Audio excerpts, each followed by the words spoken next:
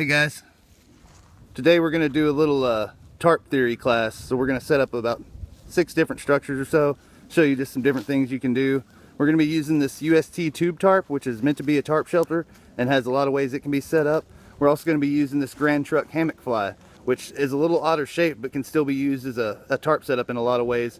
I hear a lot of people ask, what do hammock campers do when they don't have any trees? Well, use your fly and turn it into a shelter, and then you can use your hammock itself as a footprint or bivvy and kind of go from there. Usually most of the setup you have with your hammock can work on the ground. But what we're going to do, we're going to talk about this. This is a plow point shelter with 1 walking stick. I carry 6 stakes with it, and usually a couple guy lines. This only uses 1 guy line, but I do have all 6 stakes in.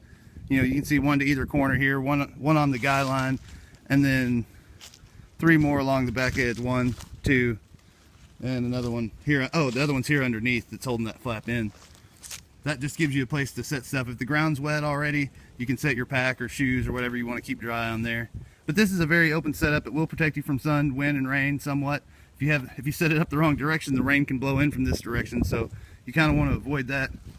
But this is a really simple setup. Over here with Christian's setup with the hammock fly, we're using still just 1 guy line, but a few more stakes.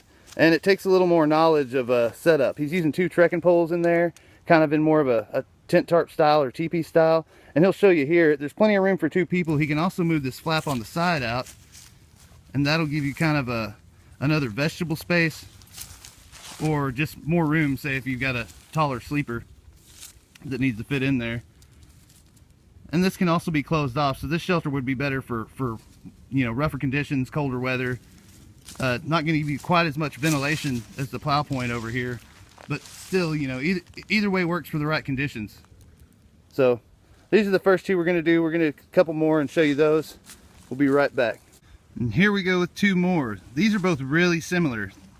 The only real difference between the setup we did this time is this one would be meant to sleep across this way in, and you could get up to 2 people in it.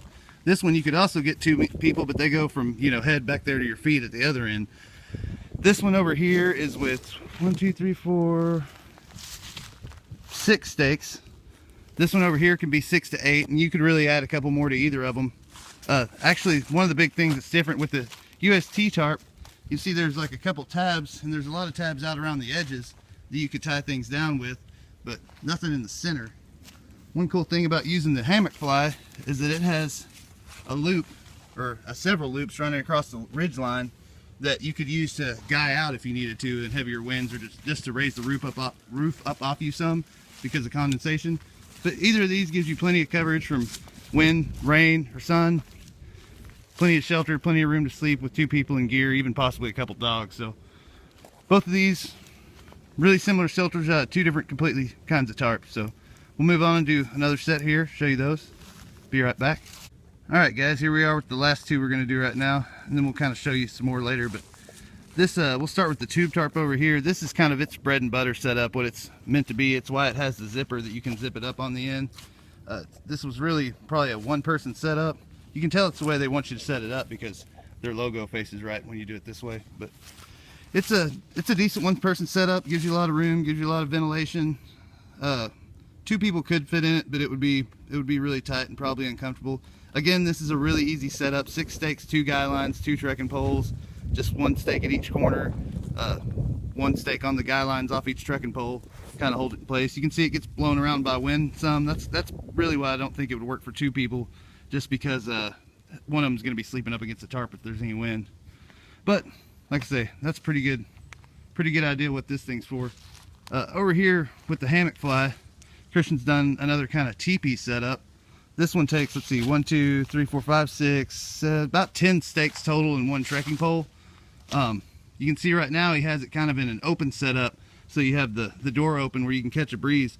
If, say, the weather turns bad or you really need to trap as much heat in there as you can, he's going to show you how he can move the flaps and get inside of it and close it from the inside, which is a really cool thing about this setup, is that you're able to close it from the inside. This, again, could sleep 2 people. In a pinch, it might not be the most comfortable sleep you've ever had, but you could both get under there, and in bad weather, you have a lot more coverage than you have in something like this. So here he is getting in. You can see from the inside, You use the same loops and stake it down into the ground. Over here on the other side, he's getting it.